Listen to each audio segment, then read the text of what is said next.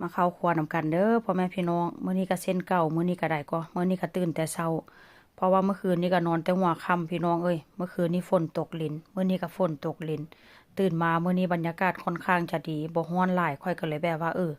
มาเฮ็ดกับข้าวไว้ว่าซั่นซะแล้วก็เมื่อวานนี้เนาะไปได้ปลาหมึกมา4ตัว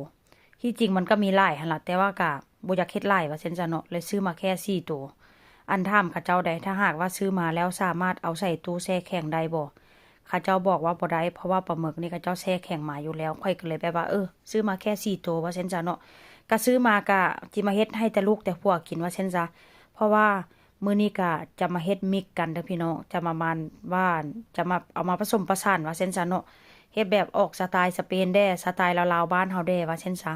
มื้อนี้ได้ปลาหมึกมาแล้วก็จะเอามาล้างคงล้างขี้ลวงส่งลวงไส้ออกแล้วเรียบร้อยแล้วก็จะมาล้างมาหั่นบางเป็นแบบนี้มื้อนี้ก็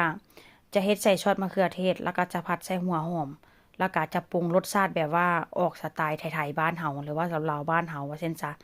มื้อนี้หลังจากล้างปลาหมึกแล้วค่อยก็จะมาหั่นกระเทียมพี่น้อง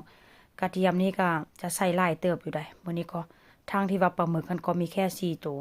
แล้วเมนูนี้ก็เป็นเมนูที่แบบว่าค่อนข้างจะเฮ็ดยากหลากหลายขั้นตอนแต่ว่า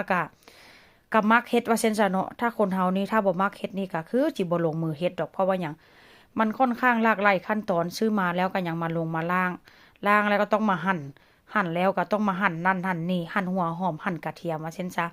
แต่ว่าก็ลูกผัวมักพี่น้องแต่ว่ามื้อนี้ก็จะบ่ได้มีไวน์ข้าวเด้อถ้าหากว่ามีไวน์ข้าวนี่ก็ค่อนข้างจะแซ่บว่าซั่นซะหม้อนี่ค่อยก็จะใส่หม้อเก่าที่ว่าค่อยผัดบรอกโคลีไปก่อนหน้านี้พี่น้องเพราะว่ามันยังร้อนอยู่ว่าซั่นซะเนาะมื้อนี้ก็จะข้างหม้อใส่น้ำมันแล้วก็ใส่กระเทียมสูตรนี้ส่วนหลายที่ว่าค่อยเฮ็ดมานี่ก็ค่อนข้างจะเป็นสูตรคล้ายๆเดียวกันว่าซั่นซะเนาะสไตล์นี้แล้วเฮือนหลังนี่มักกินผัดพี่น้องกินผัดหั่นผัดนี่แล้วก็อีกอย่างก็เป็นพวกทอดทอดเนื้อจังซี่นะแต่ว่าก็คือว่าหั่นล่ะพี่น้อง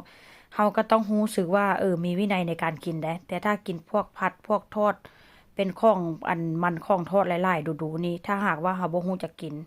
บ่สูบบ่ถูกหลักการนี่ก็ค่อนข้างจะอ้วนเลยล่ะว่าซั่นซะเนาะแต่ว่าก็กินเฮาก็ต้องมีวินัยว่าซั่นซะพี่น้อง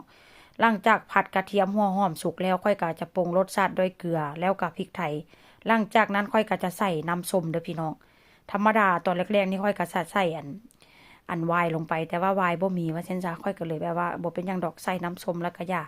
หลังจากใส่น้ำส้มลงไปแล้วค่อยก็จะเติมซอสมะเขือเทศซอสมะเขือเทศนี่ก็บ่ได้ใส่หลายเด้อพี่น้องใส่พอแบบว่ามีสีสัน